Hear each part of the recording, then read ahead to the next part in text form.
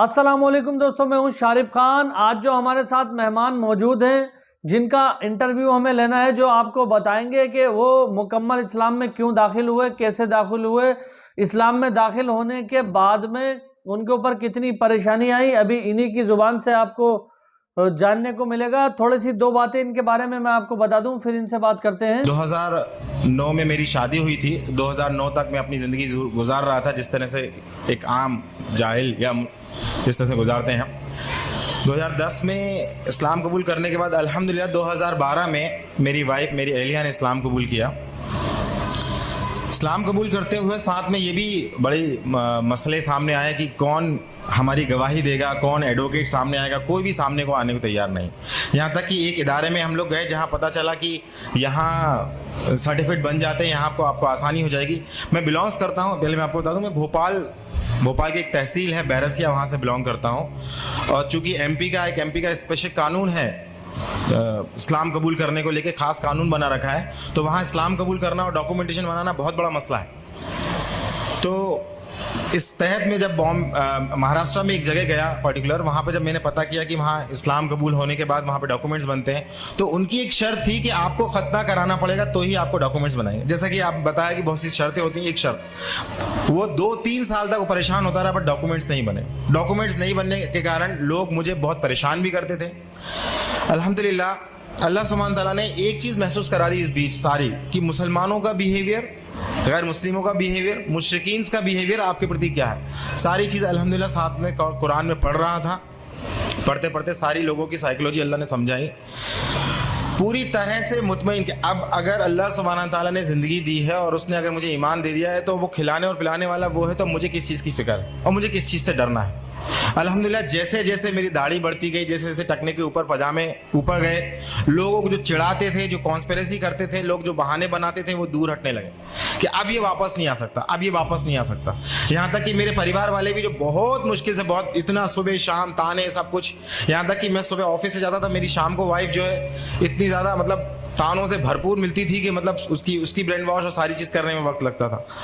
तो इतना परिवार वालों, वालिदैन सबके से इतना परेशान हुए मगर अल्हम्दुलिल्लाह जहाँ कुरान ने समझाया कि नहीं कुछ भी नहीं होता, जैसे इस्तिकामत हुई, जो कहा कुरान में वैसा करना, जैसी शरीयत बताई गई वैसा करना, नबी करीम सल्लल्लाहु अलैहि वसल्लम जैसा बताया वैसी सुन्नत फॉलो करी, झूठ, गीबत, चुगली ये घर से दूर करी। एक गैर मुस्लिम परिवार में जैसी दूर करी, अल्हम्दुलिल्लाह जो वाइफ के राइट्स थे, जो सास के राइट्स थे, वो राइट्स जैसे सेक्रीफाइड किए तो घर में बड़ा बवाल मच गया। बवाल जितना मचा उतना लोग ये समझ गए कि ये इंसान कभी झूठ नहीं बोल सकता, ये इंसान किसी लेवल पे किसी को धोखा नहीं देगा, ये खुद अपना नुकसान कर लेगा। ये इवन मेरे वालिद को आके लोग बोलते थे कि यार ये कितना ऐसा इंसान हो गया, इसको कुछ समझाओ, ऐसा हो गया, गद्दार हो गया। मेरे वालिद बोलते हैं कि मेरा बेटा अब 24 कैरेट का गोल्ड हो गया है, मगर बेवकूफ़। अल्हम्दुलिल्लाह अल्लाह सुब्हान तआला ने हमें तौफीक दी।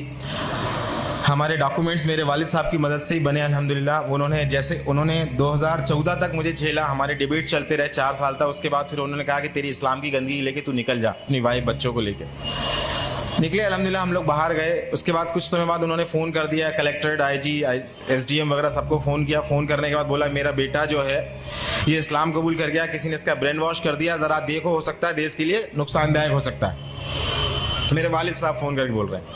मैं इस समय ऑफिस की ड्यूटी पे था। जब वहाँ से वापस आया, उन्होंने उस समय फ़ोन लगाया कि आप कहाँ पर हैं, हमें आपको ऊपर से बहुत सारे प्रेशर है, हमें आपका बयान लेना। मैंने कहा मैं जहाँ पर भी हूँ आप आ जाइए, मैं आ नहीं सकता ड्यूटी छोड़ के, आना तो पड़ेगा तुमको। तो मैंने कहा ठीक है, आप वारंट निकाल दीजिए। तो क्या कब तक आते? तो मैंने कहा इतने दिन में जब भी आता मैं आपको फ़ोन कर। जब मैं आया, आने के बाद मैं उनको बयान दिया, तो मैंने कहा आप 2 रजिस्टर खोल के बैठिए, एक मैं आपको बयान देता हूँ, लिखिए। मैं अपनी मर्जी से, किसी भी कोई प्रेशर से नहीं, मैं अपने इस्लाम कबूल किया, कोई पैसा नहीं, कोई नहीं पहचानता, कोई मेरे साथ सपोर्ट नहीं, कोई गवाह नहीं, बट मैं हूँ, क्या करना बोलो। दूसरी चीज़ मैं बोला, अब आप सुनिए कि मैं इस्लाम क्यों कबूल किया, क्योंकि तुम भी जानते हो ईश्वर है, कि मैं भी जानता हूँ ईश्वर है, और ये कुरान तुम्हारे लिए खाने में। अल्हम्दुलिल्लाह नेक्स्ट डे मेरी वाइफ के लिए बोले बयान लेके, उनका बयान होना। तो मेरी वाइफ को सब लोग और भी लोग जो थे वो डरा दिए जिन लोगों सबसे पहले जो हमारे अंसार बने अल्हम्दुलिल्लाह, अल्लाह उन्हें जज़ाया खैर दे, उनके हम रह रहे थे अल्लाह सुब्हान ताला ने, तो उनको लोगों को डराया। तो मेरी वाइफ जब पहुंची वहां तो मैंने वाइफ को बोला कि अगर कुछ ऐसा मसला होता है डांटने डपटने मारने का, तुम भाग के तुरंत चौराहे पे आ जाना, वहां पिटेंगे तो अल्हम्दुलिल्लाह शहादत होगी, मसला नहीं। लोग पूछेंगे क्यों पिट रहे हैं, कम से कम रीजन की तरफ जाएंगे, काम हो जाएगा हमारा। लोग पूछेंगे क्या बात है, ऐसा क्या बेवकूफ़ बन गए इस्लाम में, ये हमारा काम हो जाएगा, लोगों के अंदर क्यूरियोसिटी पैदा होगी।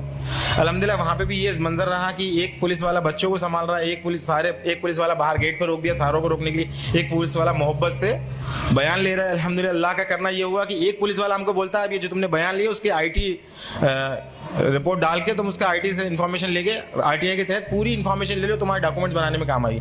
वहाँ से डॉक्यूमेंट्स मेरे अब्बा की मदद से चालू हुए बनना। अब तक मैं क्या सोच रहा था कि मेरे अब्बा की इज्जत, मेरे अम्मी की इज्जत, मेरे रिश्तेदारों की इज्जत, अल्लाह सुब्हान ताला यहाँ एक बात समझा दिया, सबसे ज्यादा मोहब्बत तुम्हें अल्लाह से करनी है, उसके बाद तुम्हें सबसे करनी है।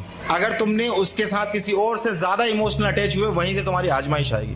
तो ये चीज बड़ी मुश्किल से समझ में आई। जब तक में मेरे अब्बा हैं, मेरी माँ हैं, इनके हुकूक हैं, इनके सारी चीजें हैं, ये सब चल रहा था। बेशक हुकूक है, इस्लाम कभी नहीं कहता रिश्ते तोड़ने को, बट वो बार बार रिश्ता तोड़ रहा, रिश्ता तो तोड़ रहा है, शर्त रख रहा है। इस्लाम शर्त नहीं रख रहा। मैंने एक्सेप्ट किया, आप करना कबूल करो मत करो, मैं आपकी पूरी तरह खिदमत करूंगा, पर इस चीज को नहीं समझ रहे हो।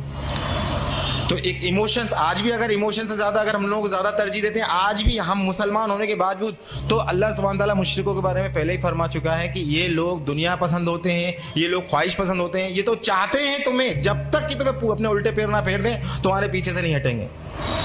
फिर अल्हम्दुलिल्लाह इस्लाम एक्सेप्ट होने के बाद फिर लोगों को दावत तबलीग का काम चला, और इस बीच ये समझ में आया कि मुझे करना क्या है।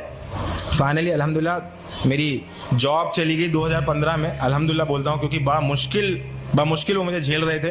उसके बाद उन्होंने कहा कि हम अपना, मैंने कहा सर क्यों चली गई जॉब, जरा मुझे बताएंगे। तो बोलते हैं हमारा एक डायमंड है वो चला गया, मगर हम मजबूर हैं।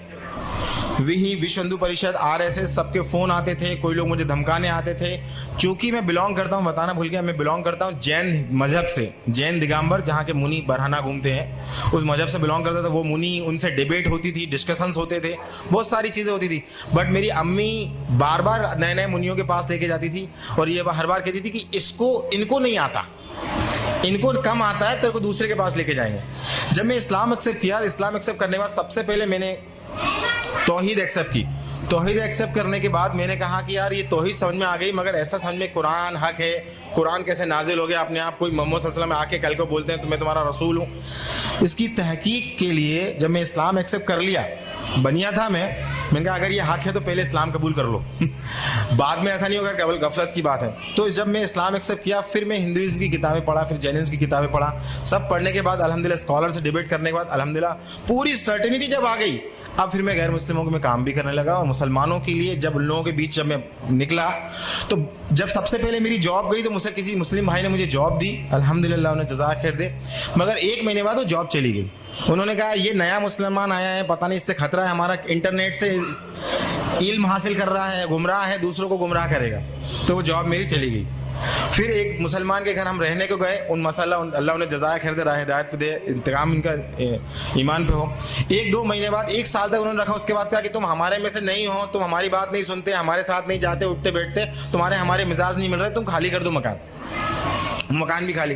अल्हम्दुलिल्लाह लगातार अल्लाह सुब्हाना ताला अपने दीन के हक होने, लोगों की जहनियत, और अगर जो अल्लाह का है जो अल्लाह का नहीं है, इस बारीक लाइन को वाज़े समझाता जा रहा था। तो मैं आज अपने सारे मुसलमान भाइयों को जो रिवर्ट है उनको मैं तो कुछ नसीहत है मेरी जो तजुर्बे हूँ उनको मैं देना चाहता हूँ। सबसे पहली चीज़, किसी को भी ज़्यादा इमोशनली मोहब्बत मत कीजिए, चाहे वो शौहर हो, बीवी हो, माँ बाप हो। सबसे पहले अल्लाह, फिर उसके किस किस के हुकूक बताएं वो करिए।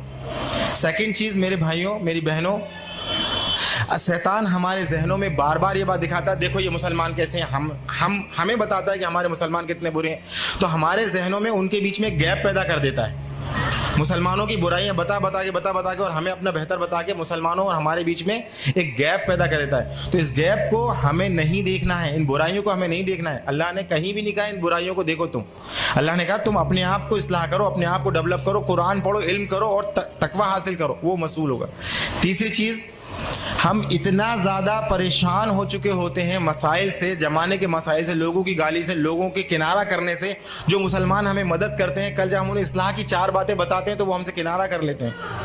इन सारे मसाइलों से हम इतना ज़्यादा परेशान हो चुके होते हैं, तो अल्टीमेटली बात ये आती है कि हम इनमें कूद के उनको इस्लाह करने की कोशिश करते हैं। तो मेरा मशवरा यहाँ ये है कि केवल और केवल कुरान पहले अपने, अल्लाह भी कुरान में फरमा रहा है कि बचाओ अपने आप को और अपने अहलो अहल को जहन्नुम की आग से। तो सबसे ज़्यादा मेहनत करें अपने बच्चों और अपने बीवी बच्चों पे।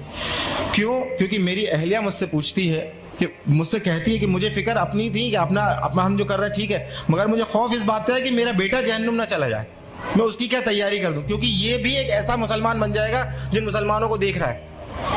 एक मुसलमान, एक होता है इस्लाम कल्चरल, जिसे हम सब आपस में जिंदगी गुजार रहे होते हैं, जिसमें रिवाज होते हैं, रीतियां होती हैं, ये कल्चरल इस्लाम जोन देता है। जहां उन्हें आसानी मिलने लगती है वो फिर से कल्चरल जोन में जाने लगते हैं। तो मेरा आपसे गुजारिश है, बहुत तजुर्बे की नसीहत मैं आपको रखना चाह रहा हूं कि कल्चरल इस्लाम को पहचानिए, ये इस्लाम नहीं है। जिन रीति रिवाजों को आज मुसलमान फॉलो कर रहे हैं वो इस्लाम नहीं है। इस्लाम वो है जो अल्लाह ने दिया, जिसका दीन मुकम्मल नबी सल्लल्लाहु अलैहि वसल्लम करके, उसी को पहचाना, उसी पे चलना, ये कंपैरिजन। और लास्ट में आपसे बोल रहा हूँ, मुसलमानों के लिए हमें क्या करना है? हमें करना अल्हम्दुलिल्लाह हमारे जो मुस्लिम भाई हैं उनके लिए केवल कुरान की, खुद कुरान की तरबियत लें और उनको कुरान एक आयत सीखे, उनको एक आयत सिखाएं और सिखाएं, और अपने आप लोगों को जो रिवर्स भाई हैं उनके लिए क्या बेहतर से बेहतर कर सकते हैं वो करें। के दीन पे चलें। जब से लगातार दूसरों को ईमान की दावत दे रहे हैं, अपने आप भी मुकम्मल ईमान में दाखिल हो चुके हैं लगातार। तो ऐसा होता है जिसके ऊपर अल्लाह की रहमत बरस जाती है, ऐसे होते हैं वो नेक लोग। तो इंशाअल्लाह ताला वीडियो पसंद आई हो तो चैनल को सब्सक्राइब करके वीडियो को लाइक कर देना। वीडियो को लाइक ज़रूर करना दोस्तों, लाइक करने से बहुत ज़्यादा इफेक्ट पड़ता है वीडियो पे। इंशाअल्लाह फिर मिलूंगा एक नई वीडियो के लिए साथ, तब तक के लिए खुदा हाफिज़।